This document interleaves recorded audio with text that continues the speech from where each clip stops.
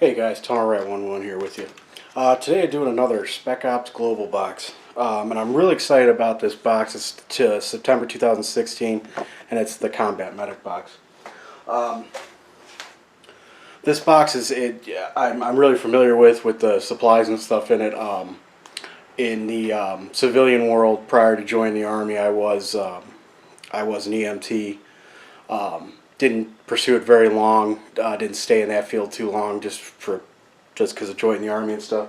But I do have a good background. I feel that a lot of people should go out and learn this equipment and stuff like that. A lot of this stuff isn't going to mean shit if you don't get the proper training on it. If you just say, "Oh, I've got this in my kit," you don't know how to use it. It's just dead weight. So let's go over the first section of the box, which is the JROTC box, which I have not tried this yet. This is the SWAT-T tourniquet, and basically it's an elastic band. It's real small, thin profile,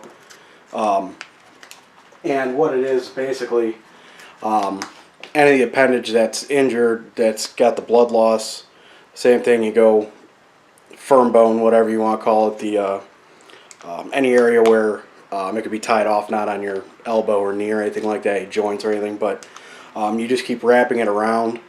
And I think there's markings on here that indicate where, basically say to wrap, stretch, and then you tuck it in, and you got a tourniquet. Very light. I mean, it's a little heavy, but I mean, for the most part, for the size and stuff like that, compared to what I usually carry. And I'm going to do another video on these when I get a chance to. Now I don't know what the hell there it is. This is a rat tourniquet. These work great. I usually keep these in my cargo pants when I'm on duty, or just if I'm walking around or anything. I usually try and keep 1 to 2 tourniquets on me anytime. And then this is my ankle kit. I usually carry. It's got an Israeli bandage, some gloves, and then this is the soft tourniquet. Now this is more of the cat style tourniquet that I like more, but I have heard good reviews on those. Never personally used it, so I'll have to check that one out and see what I think about it. So that was the first item. Let's go over the second item, and that was from the USA. Supplement bar, Ukraine. Traditionally provided to pregnant women or children with low levels of iron, blah blah blah. So, got yourself a fun little candy bar there. So I'll have to try that. I don't think I've ever tried a candy from them. Not a couple of them, but I don't think I've ever tried a candy. And that's Ukraine. The third and last item from the JROTC box is the pressure bandage, which anyone in the military knows the Israeli bandage, which that's, you know, it's, you can't say anymore. So pressure dressing, combat bandage, whatever you want to call it. This is in a white package. Some of the guys, military and stuff, know the other one, kind of like the grayed out style, but it's the same from what I'm reading on it. Besides like the manufacturing date and stuff, same company, same instructions. I think just different packaging, probably more commercial packaging and stuff. But I've used these. These things are great. It's always good to have in your kit. Okay, so next box is a new recruit. Visi pad marker. Oh, I'm sorry, and that Israeli bandage was from Israel. So, the Visi pad marker, similar to other military chem lights. Okay, so they're chem lights. These devices can be used for medical triage, room clearing, trail marking. Okay, so that's what these are. You get 3 of them, different colors. It looks like green, red, and blue. I think what they put these in the package for the medic portion is to triage. If you're in a situation, this is from my personal experience, if you're in a situation where you have to triage that many people, you would need a lot of these to triage, because a lot of them don't go by colors anymore. So you would need a lot of these to triage like a mass casualty situation. But either way, chem lights are great to have, and these are thin profile. I mean, you could throw these in your, your breast pocket or your, arm pockets, anything. So these are kind of cool to have. I don't know how bright they get. I'll have to try one out and see how bright they get. So, and that was Source of Country USA. Now, oh yeah, okay. I know a lot about this. This is C-Lock. This is from the UK. This is for very very large amounts of bleeding. Basically, it's kind of like a powder.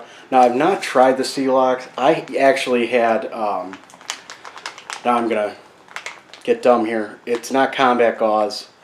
It was the other stuff that we used to use. It was the powder form like this. And I had a injury. It wasn't in the military. It was actually in the field when we were out camping, whatever you want to say. We were just out in the field. We were shooting guns and stuff.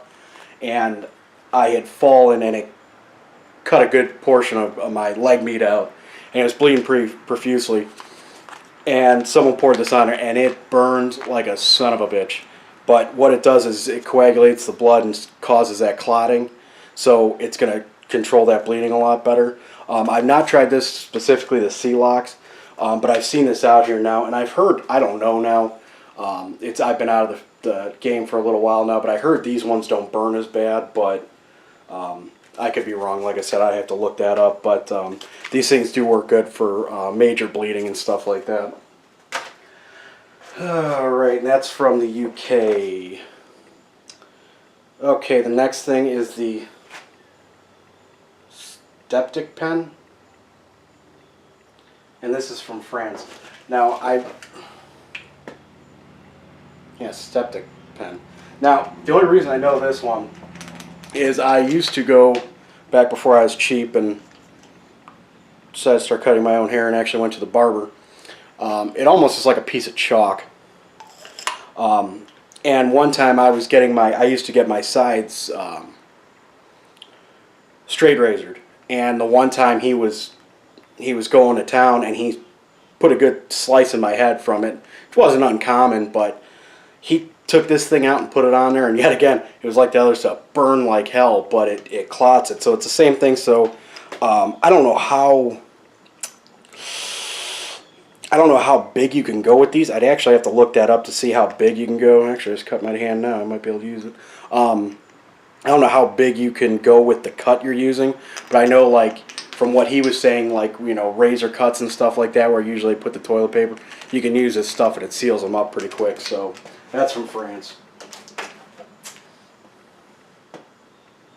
IDF dressing from Israel. Okay, yeah, that's this other one. Now, I'm really curious about this one, and there's a website, IsraeliFirstAid.com, because this is basically stating that this is kind of like combat gauze, which is, and I hope I'm getting these right. I think this has, yeah, because this has to be good trauma response kit, consists of large pad, 2 foot of gauze. Hold on, maybe I'm getting these screwed up now. Pressure bandage.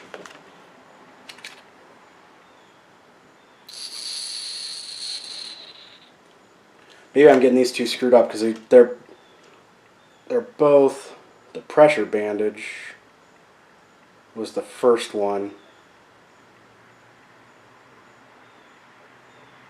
And this has got to be right. Okay, so that's got to be right. So this has got to be the IDF dressing, I'm assuming. Tim, if you're watching, you can jump on that, but I think these are the pressure bandage, and then this is the IDF bandage because it is in Hebrew, which someone corrected me on the last time with the hat. But I'm curious to see, because it's kind of a smaller version of those, which would be nicer for like my ankle kit that, you know, I can't have too much around because it's going to screw up my, you know, make my pants look all jacked up and stuff.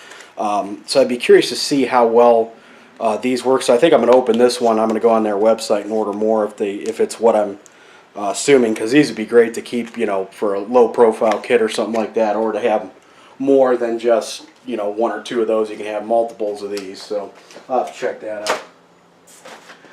Alright, so that was the last thing in the new recruit.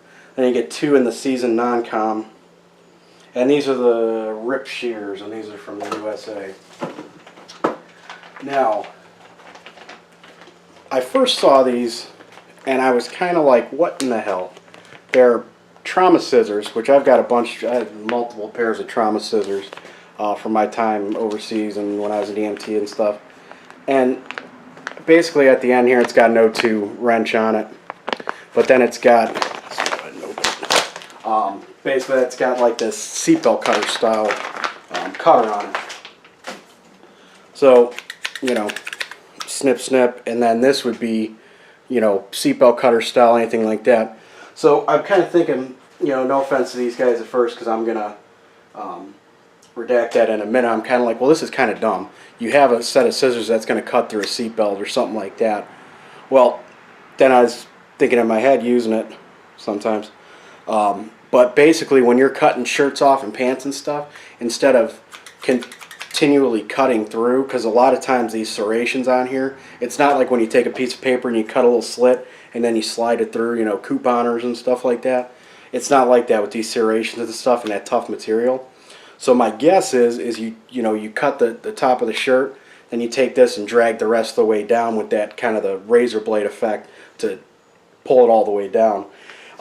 Would be my guess. And if that's the case, like I said, I'm gonna have to get some. I got some shit clothes around here somewhere. I'm gonna have to try it, because I feel that that's a pretty good idea for adding that little bit of extra on there. I think it'd be a pretty good idea. Found common use in medics, EMTs for spinning. Remove everything from combat boots to leather jackets, all that stuff. And these, I mean, if these are, you know, the traditional combat shears, these things are great. I mean, they can cut through a lot of stuff. And then I'm assuming, like I said, I mean, last resort, a seatbelt cutter, or for continuing cutting pants, whatever you have to do with it. So that's pretty cool. And that was US, called Rip shears. And the second last item for non-com is basically a IFAC kit pouch. And this is Canada, USA. Pretty nice kit. It's got 3 elastic bands, which, you know, if I was going to throw this together, I'd probably throw, you know, tourniquet, combat gauze. You could probably put another tourniquet or something like that on there. But it's pretty set up with elastic bands, pouches and stuff. And then it's got this drawstring here. So basically, like if it was on your vest, you can drop it down and kind of sort through it so it doesn't completely flop to the ground. I don't know how much I like that, but you could take it off if anything. But a good kit for an IFAC. Got your Spec Ops swag there. And the last item, which is the Elite, and this is USA, good old handy dandy Gerber multi-tool. I had one very similar to this when I was overseas. My set broke, and I got issued one from Supply. The only difference that mine were a flathead set of pliers. These are needle nose, but same style and everything like that with the locks and everything. These are kind of the single-handed ones. So when you close this down, there's these slides on the side. So basically, you can take it out of your pouch, open it up, and you know you're able to use it. Oh, it even says right here, single-hand opening technology. So cool style.